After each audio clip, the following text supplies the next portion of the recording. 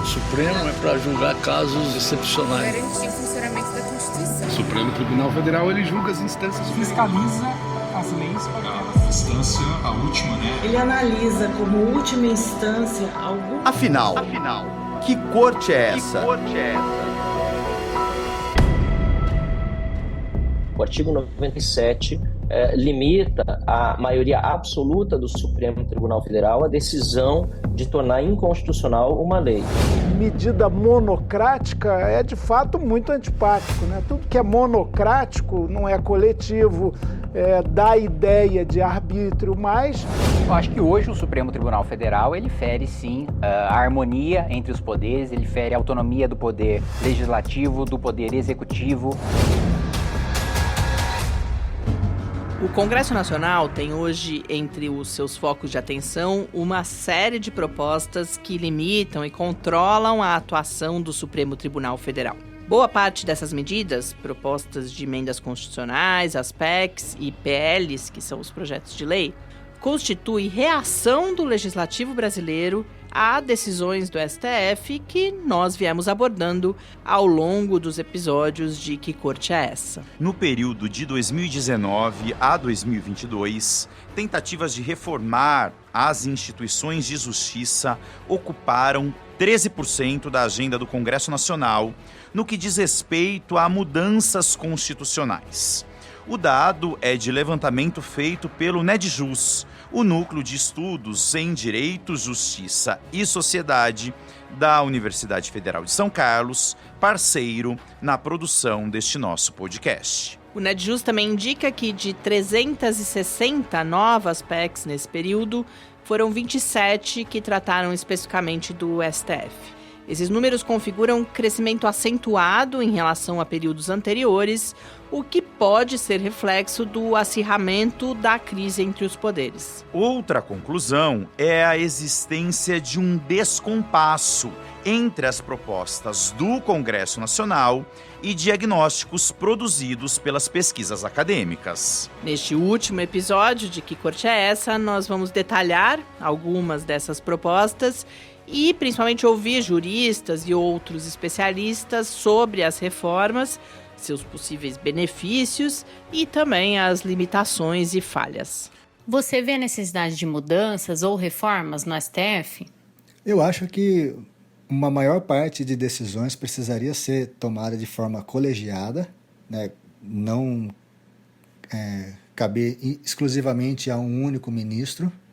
E eu entendo que uma das casas, que no caso seria o Senado, precisaria ou poderia ter uma atuação mais incisiva no sentido de reequilibrar os poderes, legislativo, judiciário e executivo, porque em muitos temas eu entendo que o judiciário está exacerbando os seus poderes e está entrando em esferas que não são de sua competência.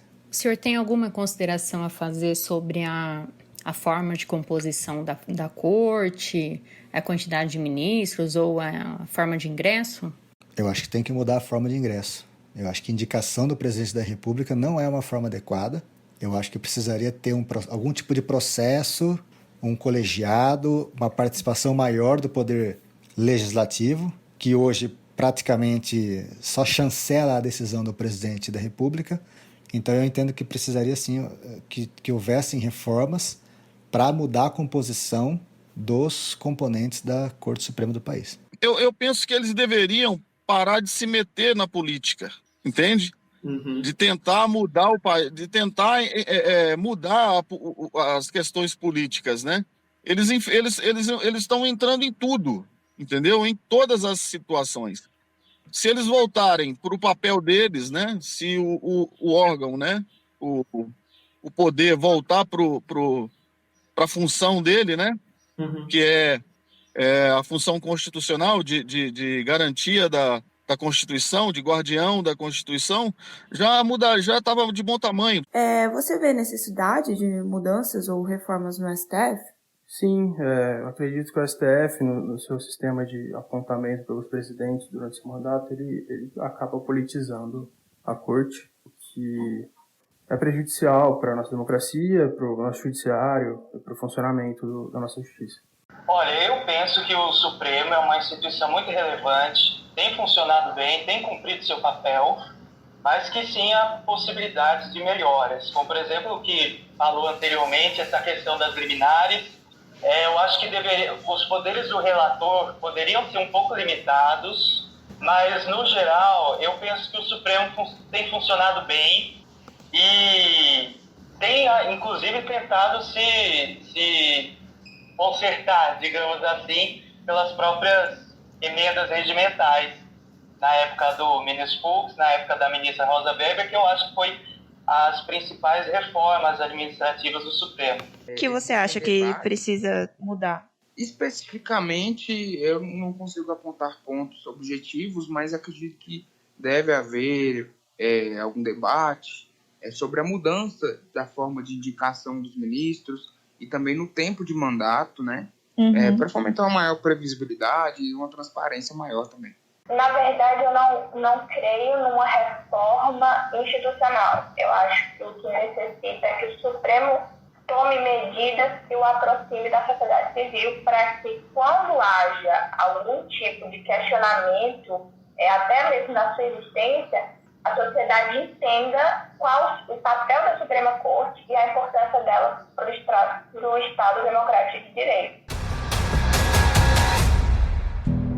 As análises do NEDJUS, como nós já anunciamos, evidenciam descompasso entre o conteúdo das alterações que são propostas pelos congressistas para o funcionamento do STF e os diagnósticos produzidos pelas pesquisas na área. O grupo de pesquisa aponta nas PECs, as propostas de emendas constitucionais, um foco sobretudo em processos de indicação dos ministros ao STF e também nas possibilidades de controle externo da Corte. Exemplos relacionados ao controle externo são a proposta prevendo a possibilidade do Congresso suspender efeitos de decisões do STF e também medidas que visam facilitar o impeachment de ministros do Supremo. Embora sejam unânimes em reconhecer que há possibilidades de aprimoramento, os especialistas com quem nós viemos conversando na produção do podcast dizem que é importante justamente diferenciar reforma de retaliação. Como alerta, inicialmente, Heloísa Machado de Almeida, professora e pesquisadora na Escola de Direito da FGV em São Paulo. Há uma agenda de reformas que está colocada pelo Congresso Nacional, que é uma agenda de retaliação do tribunal. Então, a gente precisa saber separar as coisas, né?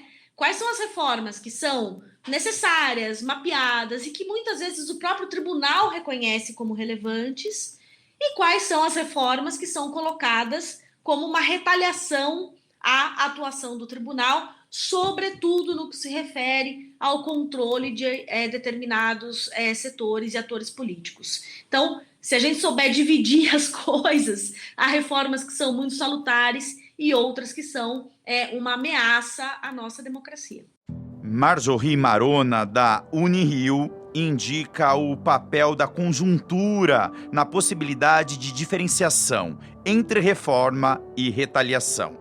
E destaca como propostas para mudar a composição do STF aparecem e desaparecem justamente ao sabor da conjuntura. E a gente, com frequência, né, a gente observa uma grande confusão justamente entre a ideia de retaliação e a ideia de reforma que compõe, né, a possibilidade ou pressuposto de que há possibilidades de melhorias institucionais, né? Até porque a conjuntura conta muito nisso, né? Então, se propostas desse tipo, né, são iniciadas ou são requentadas em momentos de estranhamento, de tensão entre os poderes, né, é comum que se diga, olha, então aí nós estamos diante de retaliação, né, e etc. No Congresso, a gente tem um histórico de PECs para mudar a composição do STF, né? E, de fato, elas costumam ser aí ativadas ao sabor da conjuntura política. A pesquisadora defende a importância de analisar, além do timing,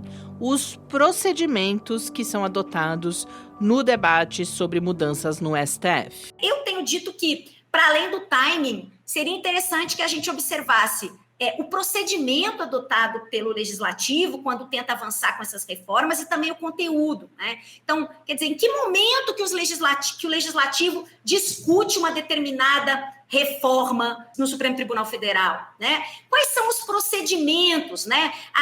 A discussão sobre essa reforma, de fato, possibilita ampla deliberação, um amplo diálogo interinstitucional, a participação da opinião pública e também das elites políticas de forma ampliada, né? E, por fim, aí sim, claro, tem que se observar qual que é o conteúdo dessas propostas, né? Se se trata de uma proposta que, de fato, é constitucional, quais são os impactos projetados, se isso está em linha com aquilo que os analistas têm apontado como importante. E quais são, justamente, os aspectos que pesquisadoras e pesquisadores apontam como importantes? Heloísa Machado de Almeida nos apresenta um primeiro resumo, separando pontos que o próprio STF já está endereçando e outros que, na avaliação da pesquisadora, ainda precisam ser tratados, no sentido do aprimoramento e, assim, fortalecimento do tribunal. A academia avalia uma série, né, de entraves e problemas no funcionamento do Supremo Tribunal Federal em diversas perspectivas, né, seja no seu arranjo institucional, seja nas suas competências, seja no seu regimento interno. E é importante que o tribunal esteja atento e seja capaz de receber com tranquilidade propostas de reforma, né?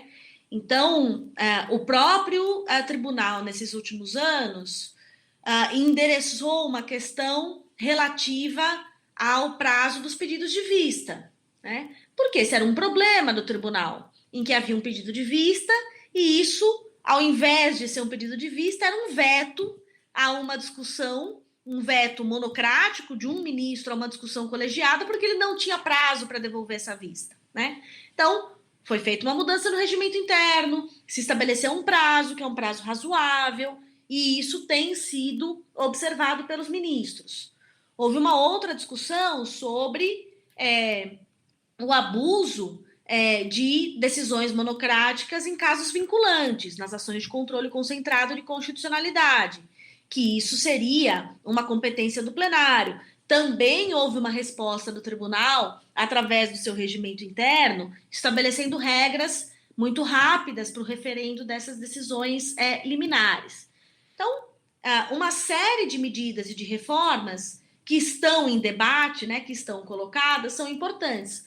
Mas tem outras que o tribunal ainda não endereçou, seja em relação a conflitos de interesse, participação de ministros em eventos patrocinados por empresas que têm casos no Supremo Tribunal Federal, a possibilidade ou não de ministros expor as suas decisões e as suas opiniões sobre casos que podem vir a ser julgados no tribunal na imprensa, até discussões mais claras sobre agenda, acesso a gabinetes, como todas as partes do processo podem ter audiências reservadas com ministros ou não.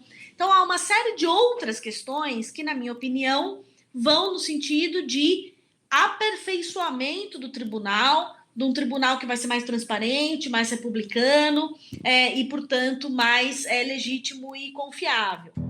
Este conjunto de temas pendentes são o principal foco de atenção do professor da Faculdade de Direito da USP e colunista do jornal Folha de São Paulo, Conrado Hübner Mendes, cuja crítica à conduta dos ministros do STF é, segundo ele, uma defesa da instituição.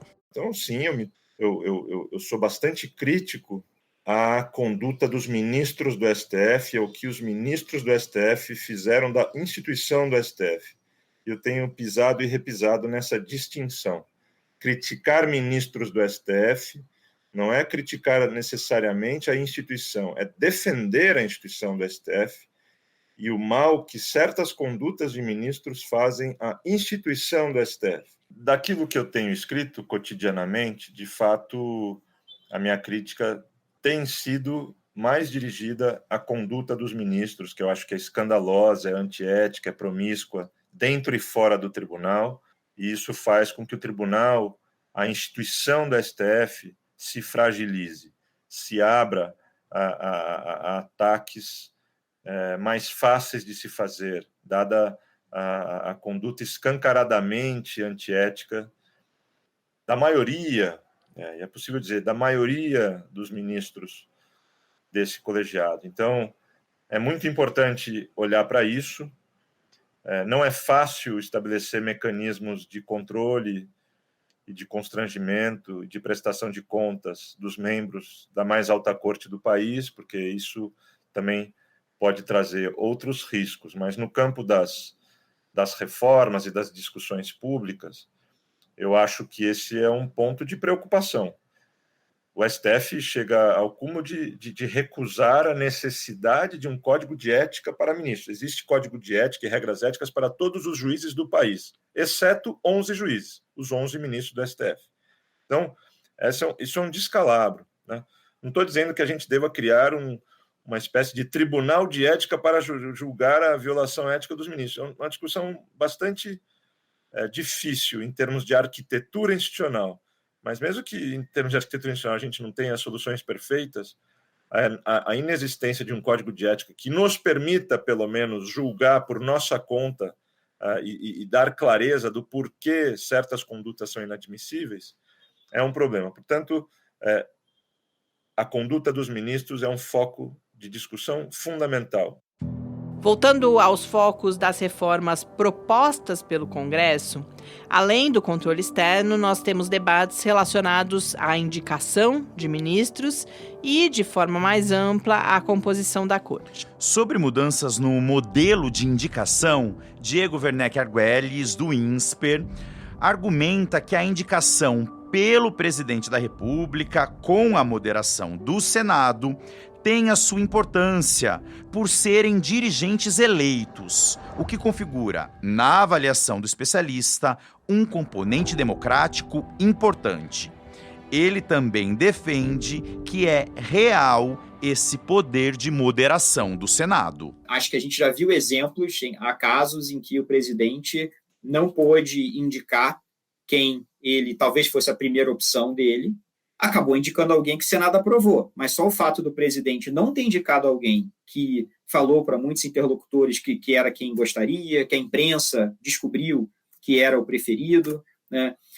Olha o caso do presidente Bolsonaro, por exemplo. Ele tinha pessoas muito próximas do círculo dele, que eram ali possivelmente indicados ao Supremo, e que acabou não indicando, né? Indicou duas pessoas que, de certa forma, tinham proximidade com ele, mas não eram necessariamente as suas primeiras opções, né? Então, eu acho que a moderação existe. A moderação, a gente tem episódios em que você pode dizer o presidente não conseguiu indicar exatamente quem era o ministro dos sonhos dele. O ministro dos sonhos, às vezes, é alguém que pode, inclusive, ter uma carreira tão pouco desenvolvida que vai ficar mais na mão do presidente que o indicou. Não quer dizer que o presidente não possa indicar uma excelente opção para ele, não quer dizer que o presidente não possa indicar alguém que seja muito alinhado com o que ele ou ela querem, se ele consegue também fazer com que essa pessoa tenha coisas que o Senado quer, tenha coisas que o Senado aprova.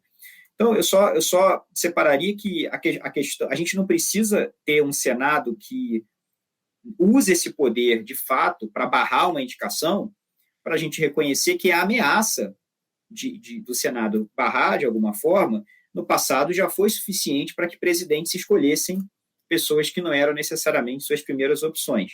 Acho que hoje a gente trabalha com a ideia de que o presidente se antecipa a esse possível não pelo Senado, e ele vai indicar pessoas que sejam aprováveis. Isso quer dizer que o sistema não pode ser melhorado? Não. Só que a gente não deveria achar que ele não tem nenhum efeito para moderar o indicado do presidente. Diego Werneck Arguelles indica o que vê como possibilidades de aprimoramento, mas com uma ressalva. Como que ele poderia ser melhorado? Você poderia imaginar que pode ser mais difícil aprovar esse nome, tem que ter um quórum maior dos senadores para aprovar. Você pode dizer que o presidente só pode indicar a partir de uma lista elaborada por outros órgãos. Tem como você imaginar essas alterações. Eu só faria um alerta, um perigo que tem de você começar a amarrar demais essa decisão desses atores políticos. é que você acabe trocando a política nacional, partidária, a política que surge das eleições nacionais, desses grandes movimentos políticos no país, pela política corporativa, né? Então, tem outros tribunais que adotam sistemas de listas elaboradas pelo Ministério Público, por outros tribunais, é o caso do STJ, por exemplo. Eu acho que esses sistemas eles não eliminam que haja importância, que haja um elemento político na indicação, né? A gente vê isso na cobertura da imprensa sobre indicações para o STJ, por exemplo, né? Essas pessoas têm apoiadores políticos, as pessoas fazem política dentro das suas corporações também, mas eu acho que a escolha, no fim das contas, é se a gente quer uma política que seja mais nacional e mais partidária ou mais local, regional e mais corporativa. Acho que a escolha pelo sistema como o do STJ versus do Supremo depende um pouco disso.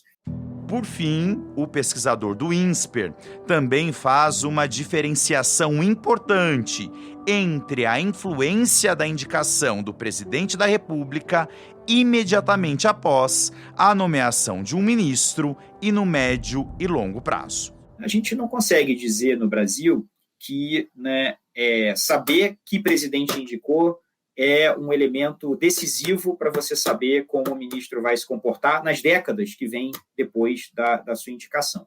Claro que essa é uma pergunta diferente de você saber se o ministro que é indicado por um presidente no momento em que um determinado tema está muito importante na agenda, se sabe que o tribunal vai decidir, e essa pessoa é indicada pelo presidente, poxa, no curto prazo, assim, talvez você possa imaginar que o presidente não indicaria alguém que ele não conhecesse, já que tem uma posição sobre um tema, que todo mundo está dizendo que é importante, que ele sabe que o Supremo vai decidir. Então, é importante separar um outro fenômeno que é, às vezes o ministro que acabou de ser indicado, ele pode votar de um jeito que está alinhado com o que o presidente que o indicou quer, por razões muito diferentes. Pode ser por, às vezes, gratidão, é possível, não dá para excluir essa possibilidade. A gente espera que ministros não decidam com base nisso, espera que eles tenham uma biografia suficiente para não precisar decidir assim, mas pode acontecer. Às vezes, porém, o ministro está decidindo do jeito que ele acredita certo, ocorre que aquele é um tema que já estava na agenda antes do ministro ser indicado, todo mundo sabia que o Supremo ia ter que decidir, e o presidente teve a chance de escolher uma pessoa que ele sabia que pensava exatamente daquele jeito sobre o tema. Isso não é o presidente, isso não é o ministro nem sendo grato, nem o presidente ligando para ele dizendo, olha, quero que você decida assim. É simplesmente o efeito do fato de que, quando a escolha por aquela pessoa foi feita, as ideias dela sobre aquele tema já foram levadas em conta pelo presidente para saber que é uma boa indicação. A instituição de mandatos para os ministros também aparece na pauta. Em outubro de 2023, em um contexto de discussão sobre uma das várias PECs que tratam do tema, o então presidente do Senado, Rodrigo Pacheco, afirmou que seria bom para o judiciário e para o país o fim do cargo vitalício no Supremo. Flávio Dino, ministro da Justiça naquele momento, que depois foi nomeado para o STF, também defendeu o mandato, enquanto os ministros Gilmar Mendes e Luiz Roberto Barroso, então presidente do STF, criticaram a proposta. Conrado Ubner Mendes defende o mandato, argumentando que, independentemente de sua duração, ele seria importante para gerar previsibilidade e, assim, estabilidade. E também a ideia de mandato é fundamental. Hoje não há praticamente corte constitucional no mundo em que ministros são nomeados e ele pode ficar para o resto da vida. Isso cria uma absoluta imprevisibilidade, uma arbitrariedade do presidente, das forças políticas que podem indicar mais ou menos ministros. Tudo depende do elemento aleatório de quando os ministros do STF se aposentam. Então, a ideia de mandato de 12 anos, de 16 anos, do quanto for, mas de um período fixo e previsível que estabeleça um modo de rotatividade previsível, estável, com regras claras, seria um elemento de modernização do STF.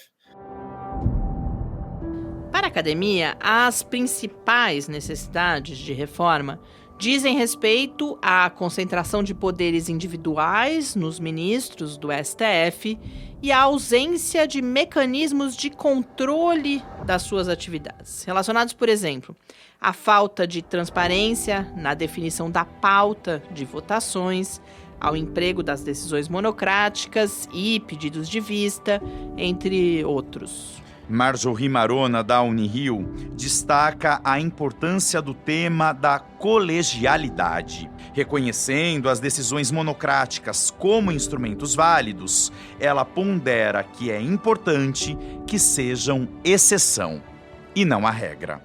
É fundamental que o STF busque sempre maior colegialidade e transparência nos seus processos decisórios, né? Para que ele possa, com isso, assegurar que as decisões monocráticas elas sejam uma exceção, né? E que aqueles temas de grande relevância eles sejam deliberados, de fato, pelo plenário, tá? Então, as decisões monocráticas, elas são instrumentos que são válidos dentro do funcionamento do STF, mas sim é preciso equilibrar a sua utilização com a necessidade de coesão institucional para que se gere uma percepção pública positiva da atuação do Supremo Tribunal Federal. Embora as decisões monocráticas elas sejam instrumentos previstos no ordenamento jurídico brasileiro, quando há um uso excessivo dessas decisões monocráticas, particularmente naquelas questões de grande impacto, né, político e social, né, isso tende a gerar debates sobre colegialidade, sobre segurança jurídica e sobre legitimidade institucional do STF. A questão da colegialidade, no entanto, vai muito além das decisões monocráticas. No STF, os ministros, eles individualmente, eles retêm muito poder. E aí eu não estou falando apenas das decisões monocráticas, né?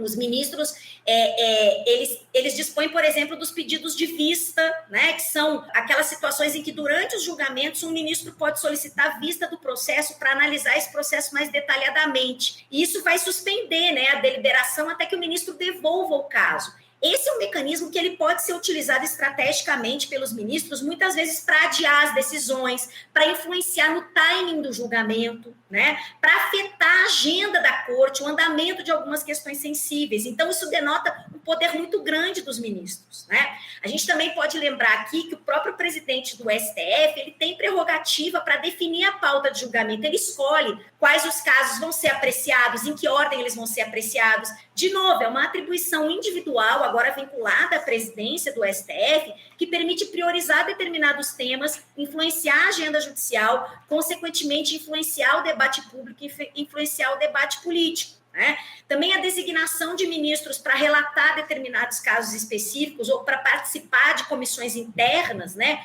confere a esses ministros controle sobre a condução dos processos, né, incluindo aí a elaboração de pareceres, proposta de decisão. Tudo isso molda o entendimento da corte sobre determinados assuntos, né? Fora dos autos, os ministros individualmente, eles têm também atuado com muito poder, né? No sentido de que eles muitas vezes antecipam as suas posições, as suas opiniões por meio da imprensa, influenciando com isso a percepção pública e o comportamento de outros atores políticos, né? Então, essa é uma prática que permite aí que os ministros exerçam pressão ou que sinalizem tendências de julgamento afetando o ambiente político e o ambiente político, né? Então, tudo isso, né, gera ou pode gerar uma sensação de fragilidade da colegialidade do STF, né?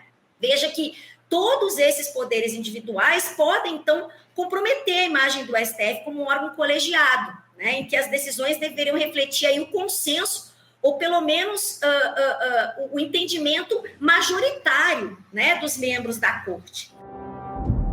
A metodologia de deliberação e de construção de decisões no STF é mais um elemento que pode ajudar a entender como se dá a percepção pública do Supremo. Marjorie Marona afirma que essa metodologia fragiliza a imagem pública no que diz respeito à percepção da colegialidade da Corte, em oposição à ideia de poder individual e divergências entre os ministros. Isso porque aqui no Brasil, os votos são proferidos individualmente, um na sequência do outro, em sessões que são públicas. Ou seja, cada ministro apresenta o seu entendimento sobre o caso, o que acaba resultando em uma espécie de coleção de votos individuais que só ao final são computados para aí sim construir uma decisão majoritária. Então, essa é uma prática que ela pode levar a decisões fragmentadas, em que cada voto traz fundamentos próprios, sem necessariamente convergir aí para uma opinião unificada, né? Isso é muito diferente do que acontece nos Estados Unidos, por exemplo. Lá, as deliberações são internas e, a partir dessas deliberações internas, se elabora uma opinião comum da corte, né? Que, claro, representa a posição majoritária da corte, né? Mas que é redigida por um dos juízes designados para essa tarefa. Então, essa opinião coletiva da corte nos Estados Unidos, ela sintetiza os argumentos que vão sustentar a decisão, proporcionando aí uma base jurídica mais coesa para essa decisão, né? Os juízes, eles claro, eles não precisam concordar, eles podem discordar e eles podem discordar e, inclusive, apresentar opiniões divergentes, né? Ou até opiniões concordantes com ressalvas.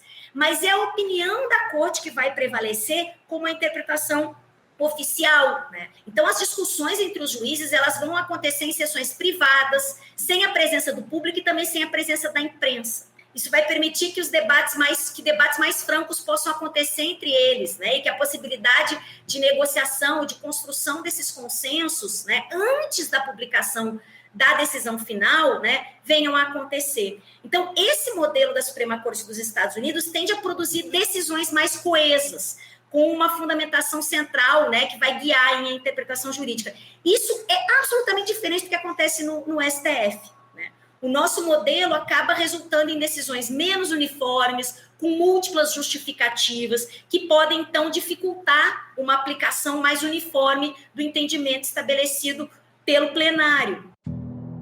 Conrado Ubner Mendes, ao fazer sua crítica à conduta dos ministros do STF, introduz um elemento que é central na trajetória que nós percorremos aqui no podcast e também no conjunto de pesquisas realizadas pelo NEDJUS, o Núcleo de Estudos em Direito, Justiça e Sociedade, que é o papel dos meios de comunicação e de profissionais do jornalismo. A gente precisa ter consciência de que reformar o STF não é só produzir PECs ou novas leis. É também trabalhar o ethos e a cultura do STF. É também trabalhar como que a mídia cobre e deve cobrir o STF. É também discutir a responsabilidade do jornalismo em não alimentar a antiética do STF e ser servil ao STF. É importante interpelar o STF pela má qualidade de certas decisões, o que envolve um jornalismo mais preparado, mais qualificado e mais disposto a escapar da tentação das fofocas sobre condutas de ministro e enfrentar as decisões. Isso não significa que não deve cobrir os eventos da promiscuidade, mas assim, essa obsessão de dar o microfone na boca do ministro para ele mandar recados para quem quer que seja, eu imagino, no lugar do repórter, a tentação que é isso.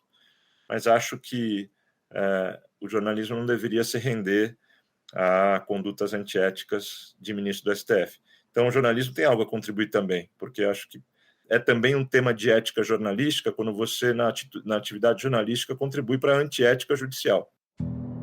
Felipe Recondo, jornalista especializado na cobertura da atividade jurídica, sócio fundador e responsável pelo conteúdo do Jota, site de jornalismo judiciário e institucional, corrobora a avaliação de que cabe ampliação no papel fiscalizador da imprensa. O processo decisório do Supremo, a falta de transparência nas audiências, nos argumentos, eu acho que é por aí que nós deveríamos olhar para o tribunal e falar o que nós podemos reformar aqui. O Supremo bate muito no bumbo, né, dizendo que fez a reforma, de diminuir com as monocráticas, etc., mas elas ainda estão lá, ainda tem muita coisa a ser reformada. Louvável a mudança que foi feita, mas tem muita coisa. Acho que arrumar a casa por dentro já era bastante coisa. Não precisa necessariamente que venha o Congresso Nacional de fora querer dizer o que o tribunal precisa consertar. Agora, o tribunal precisa demonstrar também que quer se consertar. E isso, às vezes, não parece estar presente. Apesar de nós ouvirmos, né? Eu ouço muito ministro dizer, não, isso aqui está errado, isso aqui tem que ser assim, assado, mas o tribunal demora muito a se corrigir. E acho que nesse caso, nem foi a sua pergunta, mas acho que nesse caso a imprensa cobra pouco do Supremo, pressiona pouco o Supremo para que se conserte? Pouco, muito pouco. Joga luz sobre alguns problemas, mas depois não fica martelando na cabeça do Supremo a demanda pela correção. Fosse no Congresso Nacional, que eu também já cobri, determinados problemas iam gerar na imprensa uma agenda permanente de cobrança. No Supremo Tribunal Federal, essa agenda permanente de cobrança, ela às vezes é muito esvaziada, às vezes não aparece.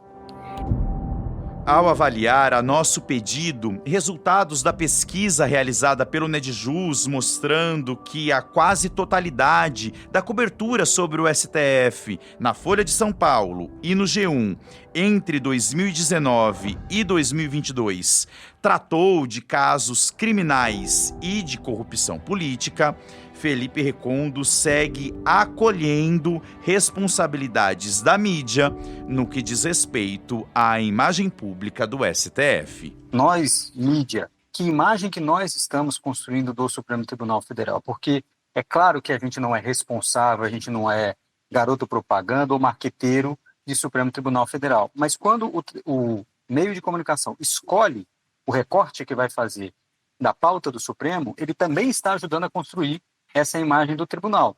E eu, que já fui de um desses veículos, trabalhei no Jornal Estado de São Paulo, cobri também pela Folha de São Paulo em certo momento, mas mais política, sei que a demanda que vem das redações em relação ao Supremo não é de questões tributárias, não é necessariamente de controle de constitucionalidade, pauta regulatória no Supremo, que é muito forte, ou administrativa. Quando a gente tem um processo desse de criminalidade política, a gente tem grandes chances de ter mais espaço. Então, o que me parece hoje é que os meios de comunicação parecem estar cobrindo, também por essa via da pauta criminal, mas parece que eles estão cobrindo política dentro do Supremo e não o Supremo. Felipe Recondo faz a distinção entre a mídia tradicional e veículos especializados, como o Jota, para principalmente destacar essa responsabilidade de profissionais de mídia de refletir sobre os impactos do seu trabalho. E concorda que talvez falte o exercício de uma função educativa aos meios de comunicação. Eu acredito que essa cobertura que nós fazemos, falo da mídia tradicional, acaba gerando sim a percepção de que o tribunal é 100% política, que o tribunal é 100% voltado para determinados assuntos que interferem na política e que alguns temas e debates técnico-jurídicos passam batido.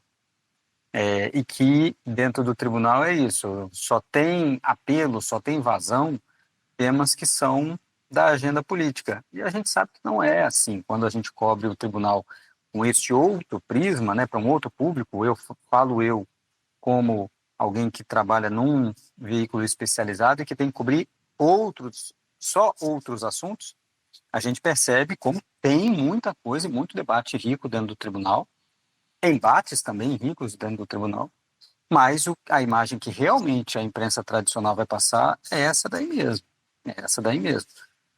E acho que, por isso que eu mencionei, a imprensa também tem que fazer um debate sobre qual a imagem está passando. Não que tenha que mudar sua cobertura, porque a gente se baseia em valor notícia, também no interesse da sociedade, no interesse público, etc.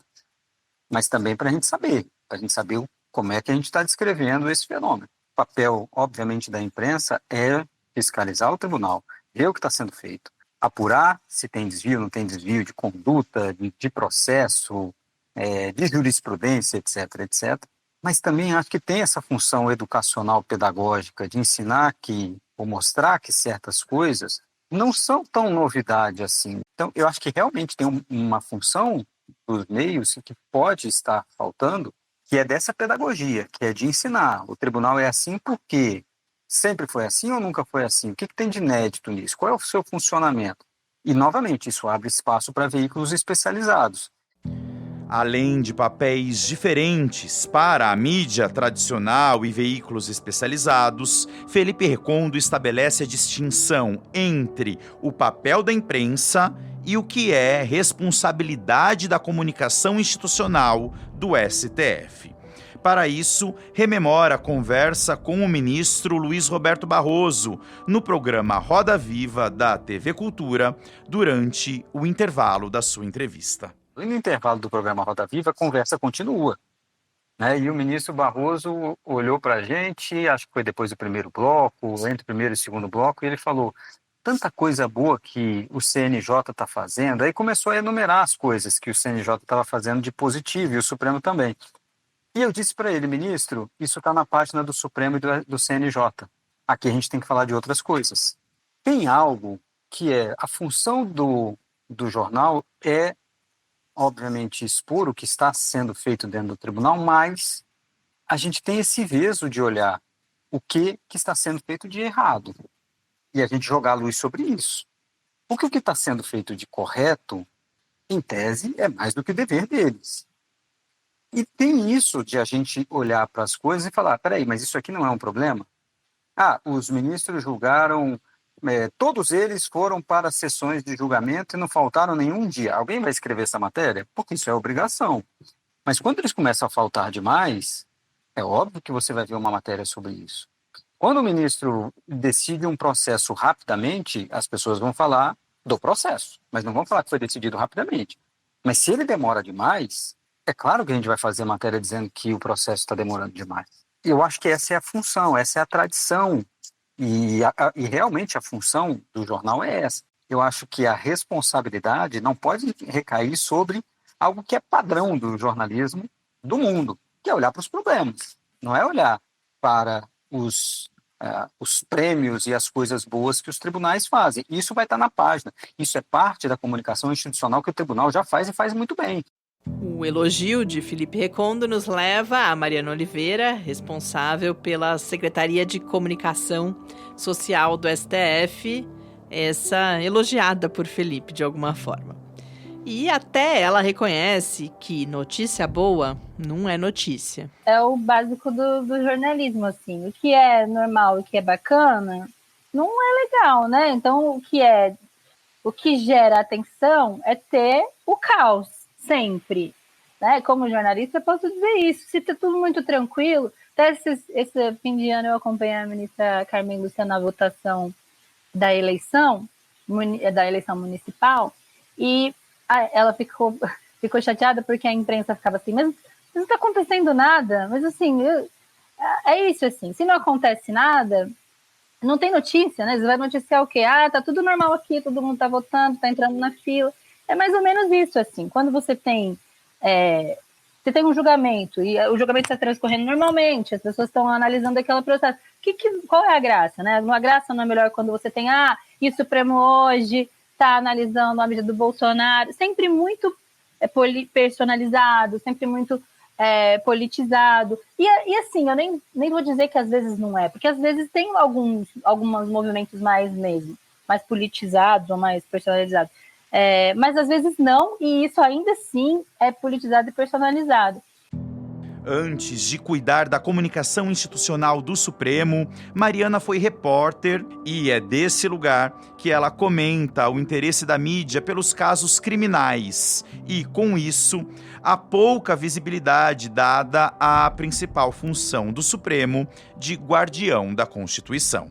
E eu estou falando como tendo a experiência dos dois lados, né? Tendo vivido a experiência como repórter, porque eu sempre, as matérias eram sempre do criminal, mesmo se tivesse uma decisão muito relevante constitucional, mas tivesse um andamento processual criminal, isso era mais importante, porque dava mais audiência, envolvia os atores que traziam audiência para o veículo do que a questão constitucional, que na verdade é originalmente a função do STF. E aqui, do meu ponto de vista agora de chefe da comunicação do tribunal, a dificuldade que tem de fazer a imprensa se interessar pelo conteúdo do tribunal, que é o conteúdo original de sua função, né, de analisar questões constitucionais e de valorizar os julgamentos constitucionais, porque nessas questões, eu acho muito importante assim, dizer, o Supremo não é onde a imagem do Supremo é arranhada ou é contaminada, porque nas questões constitucionais costuma ser um tribunal bem coeso, bem coerente, não tem briga em julgamento constitucional. E assim, raramente tem uma divergência, mas é sempre uma divergência ali dentro dentro das questões legais, das questões jurídicas. Mas quando é o criminal, que envolve torcida, envolve paixão, né? Aí, enfim, geralmente tem bate-boca, um fala alguma coisa, o outro. E aí volta também o lance de que a gente julga, né, em frente às câmeras, e os ministros estão ali expostos todo o tempo, em seus momentos. Porque, assim, todos os tribunais julgam questões criminais, né? E aí, às vezes, tem um bate-boca ali e tal, faz parte, né, do dia, um tenta mais com o outro e tal. Mas quando você está em rede nacional, uma coisinha já vira uma grande coisa. E aí também volta a falar que quando o repórter estava acontecendo um julgamento chatíssimo, eu não estava prestando atenção. Mas aí eles começavam a bater boca, eu parava tudo e começava a anotar, porque aquilo ali ia dar o clique. Então, acho que é isso, assim, a cobertura que trata o Supremo como um caça-clique e não cobre a sua função principal, que é julgar questões constitucionais. Isso é uma realidade.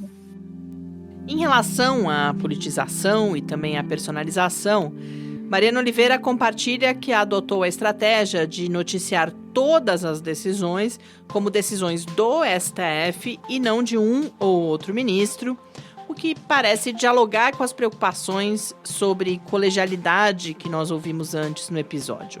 Expor a fundamentação das decisões também é algo importante nessa busca por legitimidade. É isso, essa é a nossa intenção, dar a legitimidade, mostrar o que gera a legitimidade, né, de um tribunal. É que as pessoas entendam que os juízes tiveram uma fundamentação correta para tomar aquela decisão. Porque o que dá legitimidade? É saber que o juiz se baseou nessa lei, desse caso aqui, ou nesse precedente para tomar essa decisão. Ou nesse entendimento que ele fez aqui com base nesse artigo, nesse artigo, nesse artigo. Então, o que dá legitimidade a um tribunal é você explicar qual foi a motivação ou qual foi a razão de decidir daquele caso. E muitas vezes a imprensa não faz isso. Então, na comunicação institucional, a gente tenta sempre valorizar e dar muito destaque para a fundamentação das decisões, para que esteja claro ali a razão daquela decisão, seja ela positiva ou negativa. Mariana Oliveira conta que a Secretaria de Comunicação Social do STF investe no diálogo com os veículos de imprensa, oferecendo, por exemplo, cursos para explicar como se dá o andamento dos processos. E também em conversas constantes com os chamados setoristas, que são os jornalistas destacados para cobrir o Supremo ou o Judiciário como um todo. E por fim, Mariana conta que outra frente explorada é justamente a manutenção de canais próprios de comunicação com a população. Olha só, em 2020, quando eu cheguei aqui, a gente só tinha conta no Twitter para replicar as matérias no site e conta no YouTube para poder transmitir as sessões. Então, o que a gente fez de 2020 para cá? Ainda um pouco antes de eu chegar, foi criado um espaço, ainda não era uma coordenação, era um núcleo de redes sociais com 3 pessoas, que depois a gente acabou estruturando numa coordenadoria e hoje tem uma gerência de redes sociais, que a gente tem uma equipe de 10 pessoas que fazem conteúdos em 7 redes, né, sociais, para justamente ter essa comunicação direta, já que a gente não consegue que a imprensa faça essa comunicação da informação que a gente entende que precisa chegar ao cidadão sobre o papel do Supremo. Então, o que as redes sociais permitiram de comunicação direta, o Supremo também aproveita disso para tentar chegar. O Supremo Tribunal Federal tem amplos poderes, como a gente discutiu ao longo do podcast.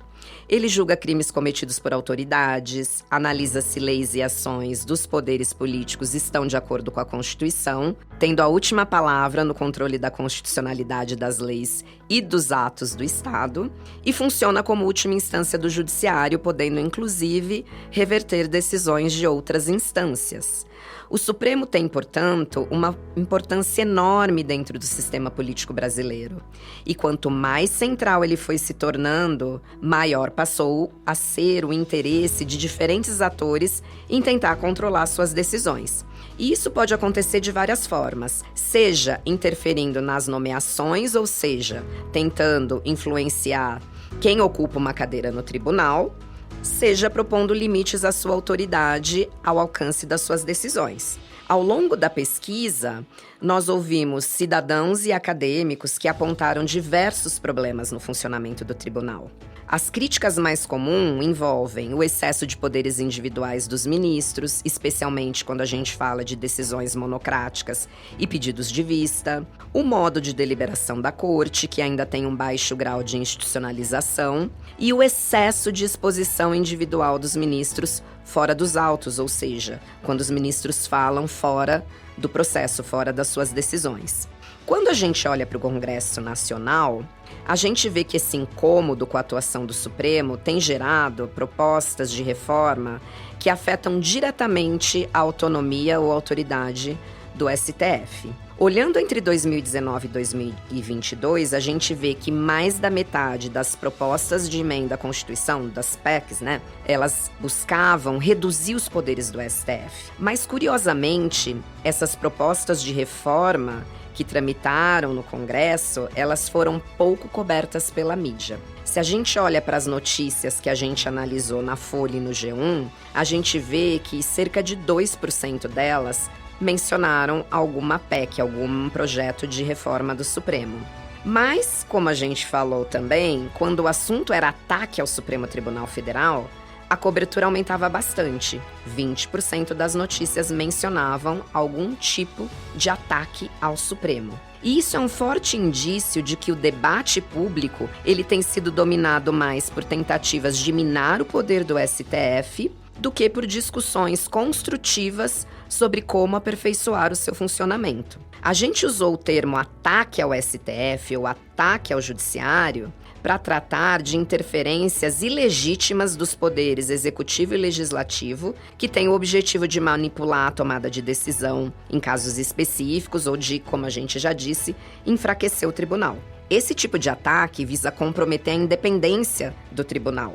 E o objetivo final, em geral, é impedir que o governo seja responsabilizado por ações como seria necessário numa democracia saudável. É possível atacar o Supremo com propostas de reforma que visem mudanças nas garantias de independência dos juízes, por exemplo, permitindo, direto ou indiretamente, que outros poderes influenciem o resultado de decisões judiciais. Uma das propostas em tramitação é a que define ou determina que o Congresso é quem decide em última instância se o Supremo pode ou não derrubar uma legislação, derrubar uma lei. E isso muda o papel do juiz como árbitro neutro. Isso abre espaço para pressões externas que comprometem a imparcialidade do tribunal. Agora, vale dizer aqui com todas as letras, o Supremo tem problemas, sim, ele tem defeitos. E ele precisa ser constantemente aperfeiçoado. Mas isso não significa que a nossa democracia possa prescindir da existência do Supremo Tribunal Federal. Mais ainda num contexto de polarização política, de avanço de pautas reacionárias que ameaçam direitos fundamentais e em uma sociedade extremamente desigual como é a sociedade brasileira. O ministro aposentado do STF, Marco Aurélio de Mello, costumava dizer que o Supremo é a última trincheira da cidadania. É difícil discordar do ministro nisso, porque um Supremo com autonomia, com autoridade, é uma das principais garantias da nossa democracia. Um espaço fundamental para a gente defender os direitos e garantir o exercício da cidadania. Por isso é tão importante conhecer o que é o tribunal. Entender quais são os seus acertos e também os seus problemas. E pensar em como melhorar esses problemas sem enfraquecer a instituição. Como diz o ditado, não dá para jogar fora o bebê junto com a água do banho. Espaço essencial para garantir o exercício da democracia. Com essa colocação da professora Fabiana Lucide Oliveira, nós encerramos o podcast Que Corte é Essa? Ou ao menos a nossa primeira temporada. O podcast buscou explicar o que é o STF e o seu protagonismo na arena política brasileira, mas, mais que isso, esse seu papel na existência da democracia no Brasil e como ele foi questionado nos últimos anos. Eu sou Mariana Pezzo, jornalista, diretora do Instituto da Cultura Científica da UFSCar, o ICC, e aprendi muito nesse processo de produção do podcast. Por isso eu agradeço à professora Lucy, a todo o grupo do NEDJUS, o Núcleo de Estudos em Justiça, Direito e Sociedade. Agradeço também vocês pela audiência e espero que também se sintam mais sabidos, ao menos um pouco, ao final dessa nossa jornada. O podcast Que Corte é Essa? Foi uma produção em parceria entre o NEDJUS e o ICC, com financiamento do Conselho Nacional de Desenvolvimento Científico e Tecnológico, o CNPq, e apoio da Rádio UFSCar e do Laboratório Aberto de Interatividade da Universidade, o LAB. Eu sou João Juste. Muito obrigado pela companhia e, quem sabe, logo a gente volta a se encontrar. O podcast Que Corte é Essa? Integra os resultados do projeto de pesquisa O Supremo na Mídia, Independência, Transparência e Accountability, financiado pelo Conselho Nacional de Desenvolvimento Científico e Tecnológico, CNPq, processo número 4084/2022-1. O projeto de pesquisa tem a coordenação de Fabiana Lucy de Oliveira, docente no departamento e no programa de pós-graduação em Sociologia da Universidade Federal de São Carlos. Fabiana Lucy de Oliveira idealizou o podcast e seu argumento original junto com Mariana Pezzo, diretora do Instituto da Cultura Científica da UFSCar, e Tárcio Minto Fabrício, do Laboratório Aberto de Interatividade para a Disseminação do Conhecimento, o LAB. A direção-geral é de Mariana Pezzo e a coordenação acadêmica de Fabiana Lucy de Oliveira. Pesquisa, roteirização e apresentação de Mariana Pezzo e João Juste, que recebeu bolsa de apoio à difusão do conhecimento do CNPq para a realização do projeto. Entrevistas com especialistas foram feitas por João Juste. Demais entrevistas foram realizadas pela equipe do projeto de pesquisa. Com bolsas de iniciação científica da FAPESP, participaram Ana Lívia Ventura Mazinelli e Felipe Silva de Campos. Gabriel Garcia Moreira e Thalita Silva Costa Bueno foram bolsistas de iniciação científica do CNPq. Compuseram a equipe também as doutorandas Desirê Ferreira Marques Ribeiro, Lorena Cristina da Silva Melo e Thalita Passos de Lima Van Hout. A identidade sonora, captação e edição de áudio são de Gustavo Camilo, da Rádio UFSCar. Vozes complementares são de Eduardo Sotomayor e Vanessa Torres. Identidade visual de Henrique Mateus. Edição de entrevistas em vídeo de Maurício Xavier. Site por Mailon Martins de Melo, Mariana Pezzo e Analice Gaspar Garcia.